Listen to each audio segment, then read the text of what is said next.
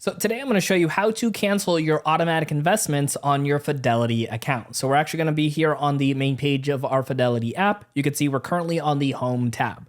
And we want to go ahead and click on the word transact, which is that green button with the $sign on it. Now from here, it brings up a little pop-up menu and you can see where it says automate with a little gear icon and the arrows going in a circle. Let's click on this. And right over here at the very bottom, you're going to see where it says reoccurring activity. It has that little gear icon. You could click on the word or the icon. And that's going to bring us to our reoccurring activity. And you're going to see all your reoccurring investments as well as any setup transfers you might have. So go ahead and click on whichever reoccurring activity you want to cancel. And that's going to bring up your investment details right over here. And towards the bottom, you're going to see where it says delete. Let's go ahead and click on that. And then from right over here, it's going to confirm that you want to go ahead and delete. We're going to click on the word delete one more time. And just like that, we have successfully deleted an automation on our Fidelity account. I have more to show you when it comes to utilizing your Fidelity account. So check out our next video right over here on screen to keep on learning.